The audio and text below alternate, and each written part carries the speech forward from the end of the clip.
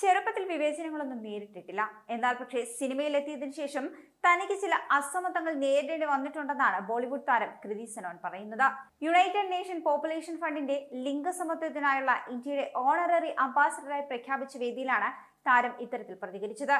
പുരോഗമനപരമായ ചിന്താഗതിയുള്ള ഒരു കുടുംബത്തിലാണ് താൻ വളർന്നതെങ്കിലും തനിക്ക് ചുറ്റുമുള്ള അസമത്വം അവഗണിക്കുവാൻ കഴിയാത്തതായിരുന്നുവെന്നും ചടങ്ങിൽ സംസാരിക്കവേ കൃതി പ്രതികരിച്ചു. അമ്മയുടെ കഷ്ടപ്പാടുകൾ തന്റെയും സഹോദരിയുടെയും ജീവിതം സുഗമമാക്കിയെന്നും കൃതി പറയുന്നുണ്ട്. ഇഷ്ടമുള്ളതെന്തും ചെയ്യാനും സ്വപ്നം കാണുന്നതിനൊപ്പം പോകാനുമായിരുന്നു തങ്ങളെ പഠിപ്പിച്ചത്. കുട്ടിക്കാലം വേർതിരിവുകളിൽ നിന്ന് മുക്തമായിരുന്നുവെങ്കിലും സിനിമാ മേഖലയിലെത്തിയപ്പോൾ ചില അസമത്വങ്ങൾ തനിക്കും നേരിടേണ്ടി വന്നിട്ടുണ്ടെന്നാണ് നടി പറയുന്നത്.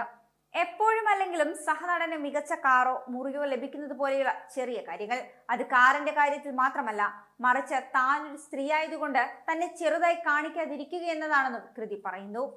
ചിലപ്പോൾ അസിസ്റ്റന്റ് ഡയറക്ടർമാർ പോലും നായിക ആദ്യം വിളിച്ച് നായകന് വേണ്ടി വെയിറ്റ് ചെയ്യിപ്പിക്കുന്ന ഒരു ശീലമുണ്ട്. അങ്ങനെ ചെയ്യരുതെന്ന് തനിക്ക് അവരോട് പറയേണ്ടി വന്ന സാഹചര്യങ്ങൾ ഉണ്ടായിട്ടുണ്ടെന്നും കൃതി വെളിപ്പെടുത്തുന്നു.